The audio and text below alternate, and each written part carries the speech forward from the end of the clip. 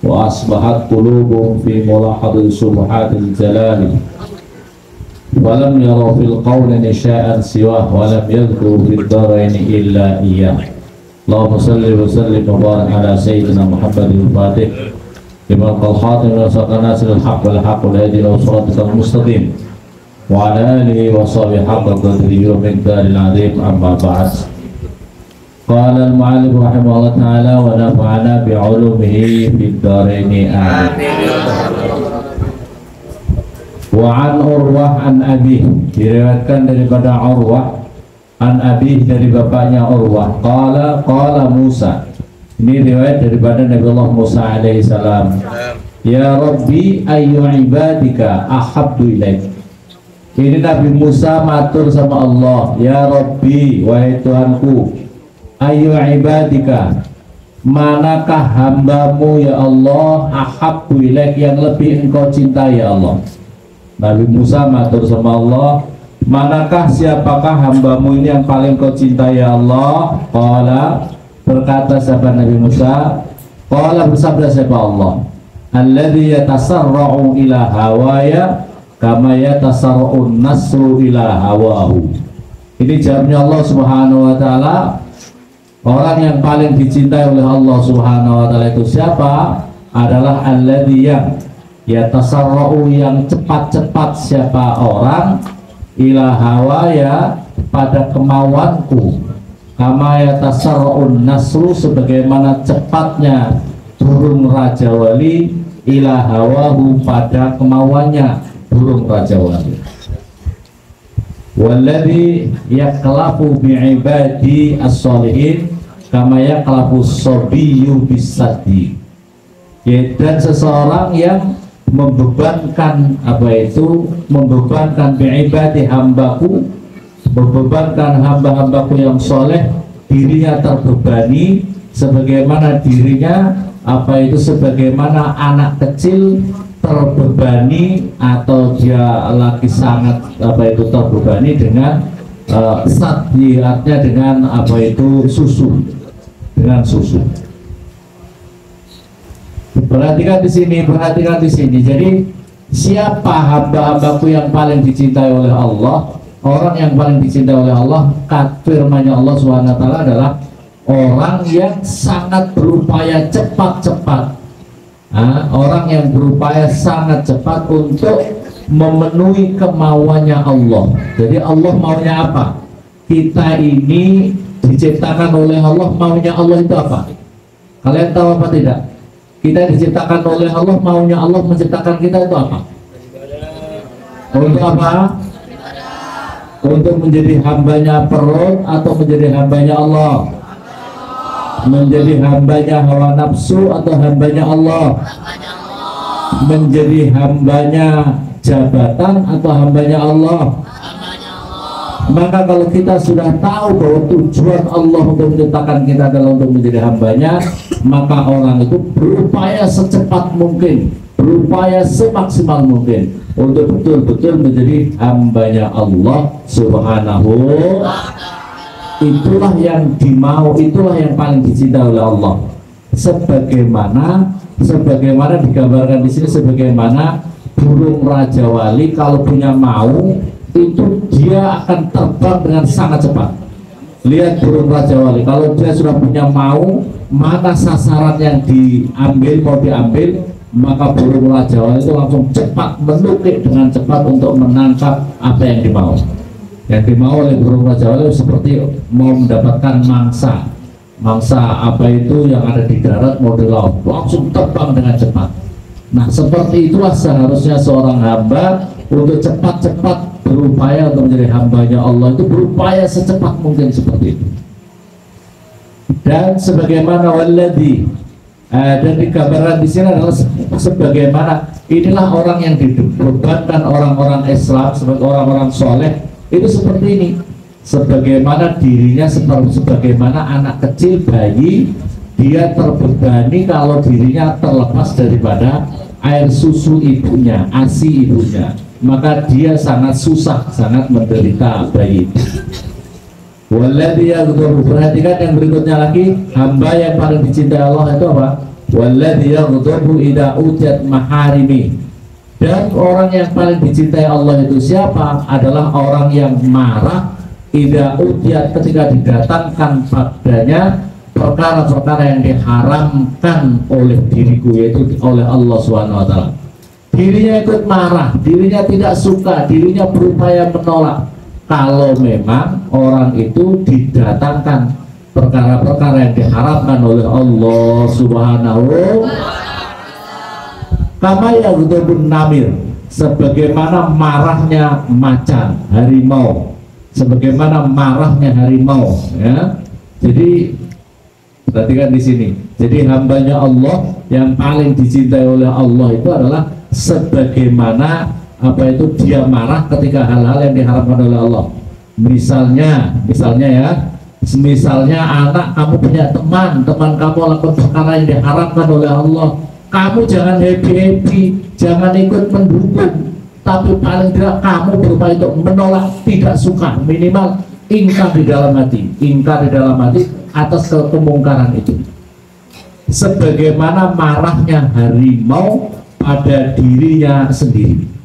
Jadi marah, kalau harimau marah itu kayak apa marahnya harimau? Wa innan nabira idza ghadiba li nafsihi, karena sesungguhnya harimau ketika marah atas dirinya sendiri itu lam yubali qallan nas am qasul.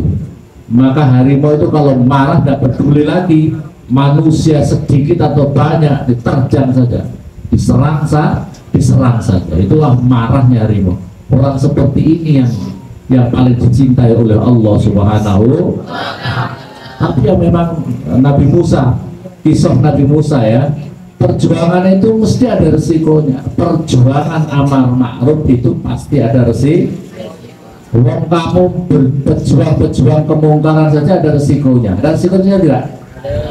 Ada resikonya. Sabung ayam, suka sabung ayam bisa ditangkap polisi apa tidak? Berarti ada resikonya apa tidak? Harus di samping ditangkap polisi masuk neraka loh. Resikonya masuk neraka. Ya, orang melakukan kejahatan, mencopet, mencuri, korupsi bisa ditangkap polisi apa tidak? Itu hukum dunia, hukum akhirat masuk neraka. Nah ini pasti ada resikonya, apalagi amar ma'ruf nahi munkar untuk mencari ridhonya Allah, untuk mencari surganya Allah Subhanahu. Resikonya pasti ada, dibenci orang minimal, ya, dibunuh diantaranya, ya. Nabi Musa juga pernah difitnah, ya. Nabi Musa juga pernah difitnah. Yang sangat masyhur adalah dakwahnya Nabi Musa kepada Fir'aun. Akhirnya dikejar sampai kemudian melewati samudra, lautan, sampai dengan seluruh umatnya Nabi Musa alaihissalam. Ketika Nabi Musa juga pernah berdakwah ke orang kaya. Tadi itu berdakwahnya Nabi Musa kepada pejabat yang dolim. Siapa pejabat yang dolim Nabi Musa? Fir'aun. Tapi ada seorang yang kaya raya. Wah, kaya raya didakwahi oleh Nabi Musa. Tapi akhirnya dia juga menjadi fitnah. Pokoknya fitnahnya orang dakwah seperti itu. Kalau ingin cuma santai-santai, pokoknya baik-baik saja sama kanan kiri, nggak mau bikin masalah, pokoknya orang maksiat ya monggo silahkan, orang semua silahkan, tidak ada amar ma'ruf nahi munkar, ya aman begitu tuh. Tapi tidak menjadi orang yang dicintai oleh Allah. Paham apa paham? Mau ke selatan, ikut ke selatan, ke timur, ikut ke timur, yang tidak punya pendirian, tidak punya karakter, ya. Nabi Musa pernah difitnah ketika Nabi Musa menyampaikan, wahai umatku, kata Nabi Musa, kalau ada orang yang melakukan zina maka akan dihukum seperti ini. Kalau dia sudah menikah akan dirajam, kalau belum menikah akan dicambuk dan sebagainya. Tiba-tiba ada perempuan cantik, paham? Perempuan cantik datang ke majelisnya Nabi Musa. Dia mengatakan dia sudah hamil besar. Orang ini sudah hamil besar, wanita cantik sudah hamil besar. Dia ngomong, wahai Musa, kamu juga harus bertanggung jawab karena kamu menghamili diriku. Wah, heboh itu jamaahnya Nabi Musa. Wah, Nabi Musa masa menghamili perempuan? Langsung Nabi Musa, perempuan sini, sumpah demi Allah, kamu harus yang jujur. Ini Nabi Musa itu kalau seseorang dengan sumpah itu menakutkan, sudah tidak ada pilihan lain. Jadi kalau seseorang itu sudah bersumpah atas nama Allah itu sangat hati, jangan main-main, jangan main-main. Sumpah demi Allah, kamu bicara yang jujur. Siapa yang menghamili kamu? Siapa yang menyuruh kamu? Yang menghamili saya adalah ini, wahai Musa. Hanya tidak berani. Kalau sudah sumpah tidak berani. Terus siapa yang nyuruh kamu? Saya disuruh oleh Qarun. Saya disuruh oleh Qarun untuk memfitnah kamu. Akhirnya Nabi Musa, ya Allah, bersumpah, berdoa kepada Allah. Ini Qarun sudah menimbulkan fitnah besar ini ya Allah. Hanya bahasa kita ya. Minta keadilanmu ya Allah atas Qarun itu. Qarun yang kaya raya, luar biasa kaya raya itu, kemudian ditenggelamkan gedungnya, rumahnya, seluruh fasilitas kekayaannya ditenggelamkan oleh Allah beserta Qarun dan keluarganya. Masya Allah. Na'udzubillah summa na'udzubillah. Artinya apa? Setiap perjuangan dalam amar ma'ruf nahi munkar untuk menggapai ridho Allah pasti harus ada mujahadah, ada resiko, ada ada perjuangan, ada resiko perjuangan. Yang penting kita harus berupaya. Maka oleh karena itu Rasulullah menyampaikan, kalau kamu melihat kemungkaran, maka rubahlah dengan kemampuanmu. Jika memang tidak, maka dengan lesanmu. Jika tidak bisa kalau tidak bisa, posisi yang ketiga apa? Dengan hati. Yang ketiga apa? Kok nggak tahu ini santri. Nah, yang ketiga harus apa? Maka harus ingkar di dalam hati kita. Berarti kan yang pertama, kalau kamu melihat kemungkaran, hal yang pertama kamu harus berupaya gimana? Merubah dengan kemampuanmu, dengan tanganmu. Kalau tidak bisa, maka dengan lesanmu. Kamu ngomong, kamu jangan gitu, jangan mungkar seperti itu, jangan melakukan maksiat itu. Yang kedua, yang ketiga apa? Ingkar dengan, jangan mendukungnya, jangan mendukungnya. Paham?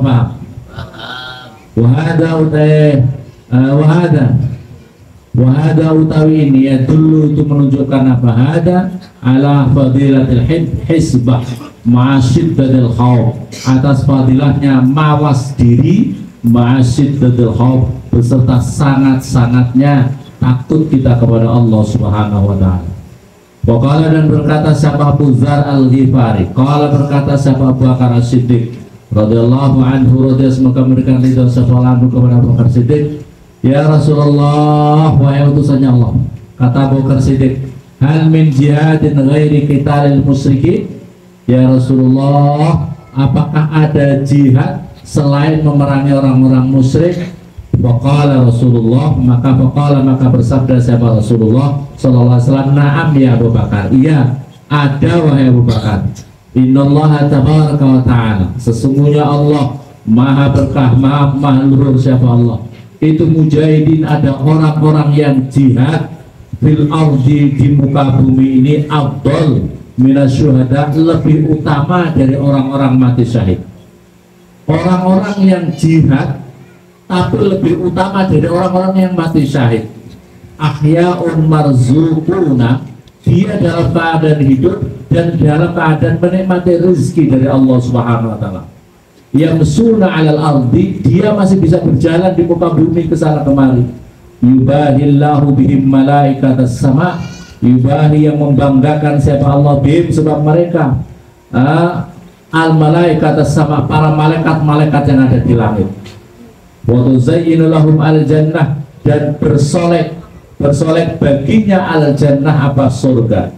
Kama tazayyanat Ummu Salamah li Rasulillah, sebagaimana bersoleknya istri Rasulullah Ummi Salamah untuk Rasulullah sallallahu alaihi wasallam. Faqala, maka berkata siapa Abu Bakar radhiyallahu anhu, ya Rasulullah, wa manhum, waman, dan itu siapakah hum, utai mereka itu ya Rasulullah? Qala, bersabda siapa Rasulullah, hum, mereka itu adalah al-amiruna bil ma'ruf wan nahuna 'anil munkar orang-orang yang berupaya menegakkan amar ma'ruf nahi mungkar, wal muhibbuna, orang-orang yang mencintai fillahi, di dalam Allah, orang-orang yang sangat mencintai Allah, wal mubghiduna fillah, dan orang-orang yang membenci juga karena Allah.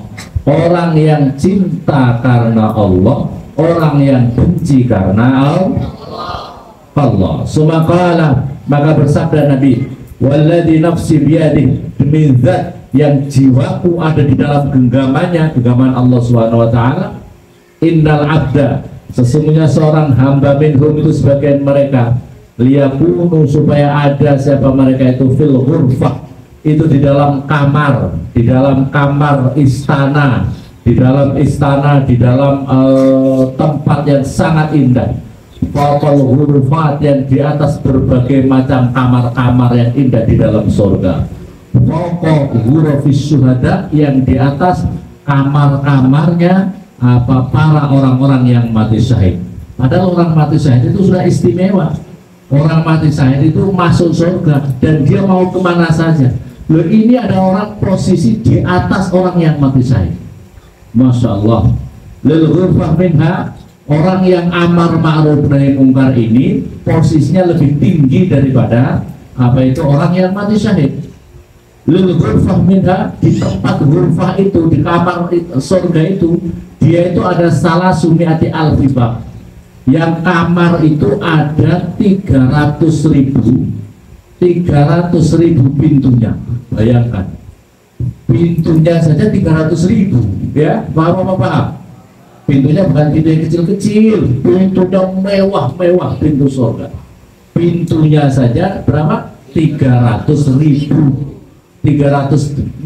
pintu. Minha, sebagian daripada pintu itu ada dicampur dengan yakut, permata merah, wa zamrud al-akhdar, yang hijau, zamrud yang hijau.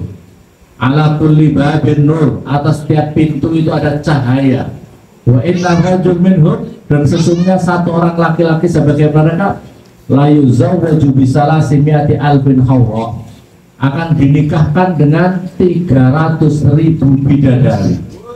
Masya Allah. Paham apa paham? 300 berapa? 300.000 bidadari. Ya Allah, nggak usah ngongkosi. Kalau kamu punya istri di rumah apa, di dunia, satu saja sudah menghabiskan makannya, enggak? Setiap bulan harus bayar berapa kira-kira punya istri? Punya istri satu, punya anak 10, nah umpamanya ya, kira-kira ongkosnya berapa per bulan? Ngojek cukup apa enggak?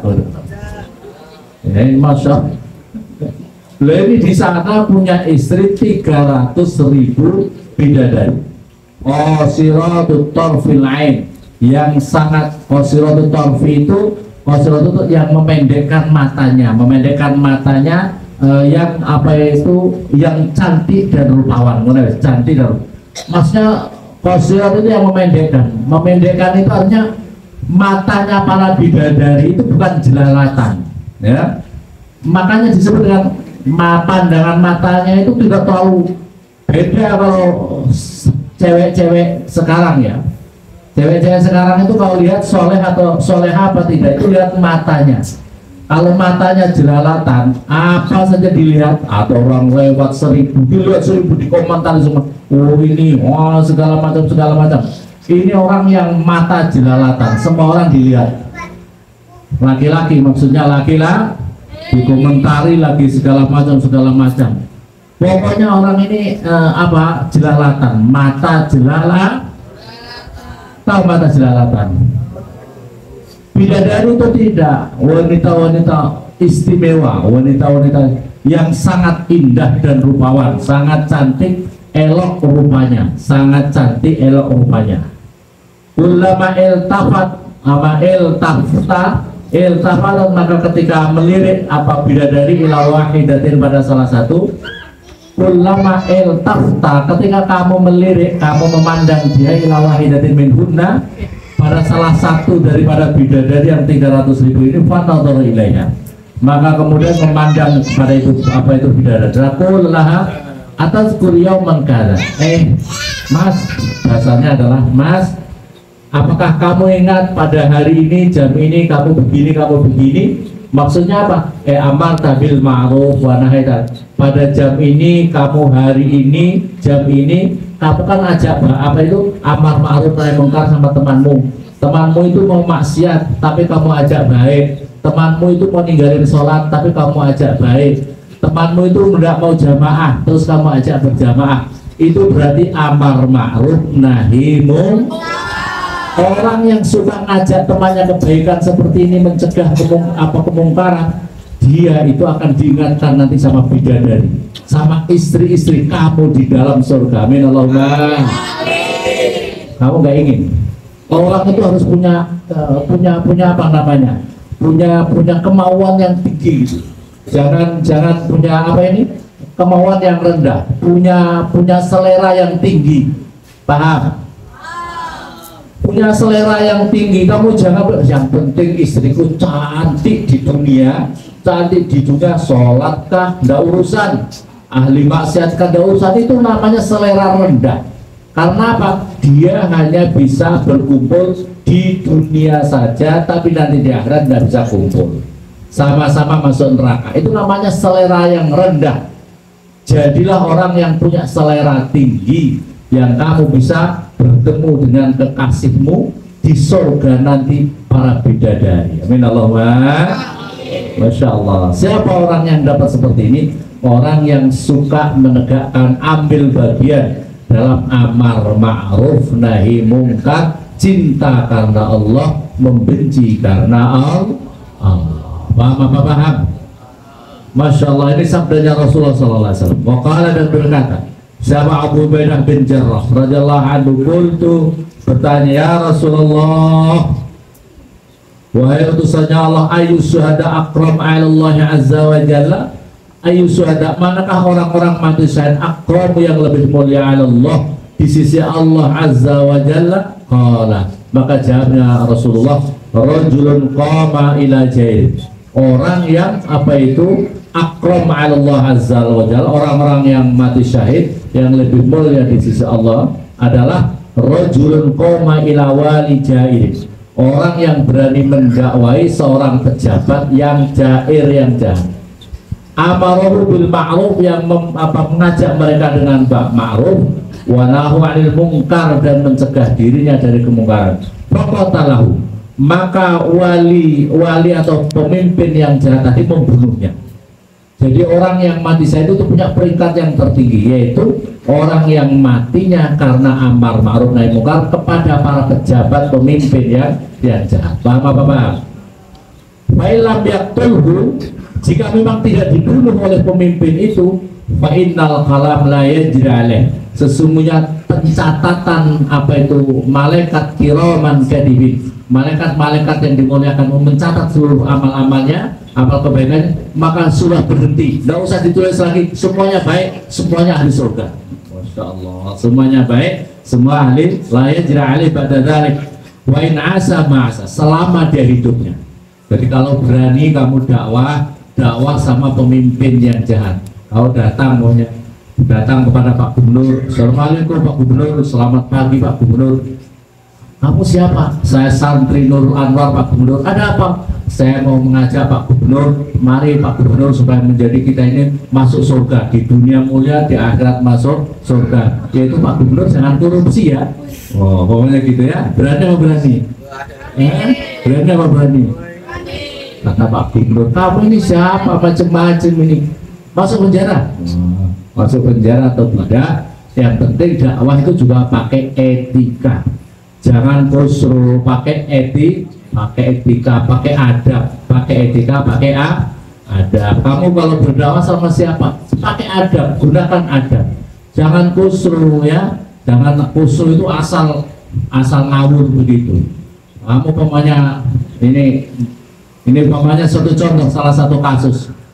Kamu mau mendakwai bapak kamu misalnya, bapak kamu itu orangnya suka ninggalin sholat. Kamu ngomongnya juga harus baik, Pak. Umpamanya ngomongnya baik-baik sama bapak. Assalamualaikum bapak, kalau surati dengan bapak, Saya doakan semoga pokoknya kamu nyuratin, saya doakan Bapak alhamdulillah anak ada di pondok baik-baik, semoga Bapak yang di rumah juga baik-baik, dianugerahkan kesehatan, dianugerahkan kekuatan iman Islam, dianugerahkan bisa istiqomah dalam menjalankan sholat 5 waktu. Ini dakwah apa tidak ini? Dakwah apa tidak? Dakwah. Jadi bahasanya yang baik, enak, itu seolah mengingatkan, cuma itu yang mengajak sholat gitu. Jangan kamu dengan bahasa yang Bapak itu anak apa kamu, Bapak ini menyekolahkan saya, memondokkan saya di pondok, masa Bapak bikin malu saya, bikin malu tetangga, masa Bapak nggak sholat? Nah, semoga saja Bapak segera disolati. Ya, mau seperti itu. Kira-kira Bapak kamu menerima dakwah kamu seperti itu apa tidak? Langsung besoknya kamu udah diongkosi lagi, udah dikirimi paham. Harus pakai adab, pakai tata krama. Waqala dan berkata siapa Al-Hasan Al-Basri, diriwayatkan daripada Hasan Al-Basri rahimah, semoga berikan kasih sayang kepada Hasan Basri siapa Allah. Qala bersabda siapa Rasulullah utusannya Allah sallallahu alaihi wasallam, afdalu syuhadai ummati, sesungguhnya paling utama-utamanya orang yang mati syahid umatku adalah rajulun, seorang laki-laki koma yang berani berdiri siapa rajul ila imamin jahir, pada pemimpin yang jahat, wa amarahu maka ngajak rajul itu kepada pemimpin yang jahat bil ma'ruf, dengan perkara yang bagus, wa nahu 'anil munkar, dan mencegahnya dari perbuatan munkar, wa qatala maka membunuh siapa imam jahir hu kepada rajul, ala zalik atas itu dakwah. Fadhalika maka utai itu fadhalika maka itu asyahid, orang yang zaid manzilatuhu utai kedudukannya orang mati saya seperti itu fil jannah baina Hamzah wa Ja'far, antara dua sahabat Nabi yang istimewa, yaitu paman Rasulullah Hamzah dan Ja'far. Masya Allah, ini keistimewaannya orang yang amar ma'ruf nahi munkar. Waqala dan berkata siapa Umar bin Khattab radhiyallahu anhu, sami'tu mendengar siapa saya Rasulullah pada utusannya Allah sallallahu alaihi wasallam, yaqul bi'sal qaumu, sejelek-jeleknya kaum, kaumun yaitu suatu kaum, layak muruna yang tidak ngajak siapa kaum bil qisti dengan keadilan, wa bi'sal kaum dan sejelek-jeleknya kaum, layak muruna yang tidak ngajak siapa mereka bil ma'ruf dengan perkara yang ma'ruf, walayan hauna dan tidak mencegah siapa mereka anil mungkar daripada mungkar. Semoga Allah Subhanahu wa taala menganugerahkan diri kita, keluarga kita, anak turun kita menjadi orang-orang yang bisa menegakkan amar ma'ruf nahi mungkar dengan bijaksana, dengan sebaik-baiknya, sehingga dakwah kita bisa diterima di seluruh umat, di seluruh kalangan. Amin Allahumma amin. Berkah hidup kita, keluarga kita, anak turun kita, bidina wa ta'ala hadina wa hadrati Muhammadin sallallahu alaihi wasallam. Al-Fatihah.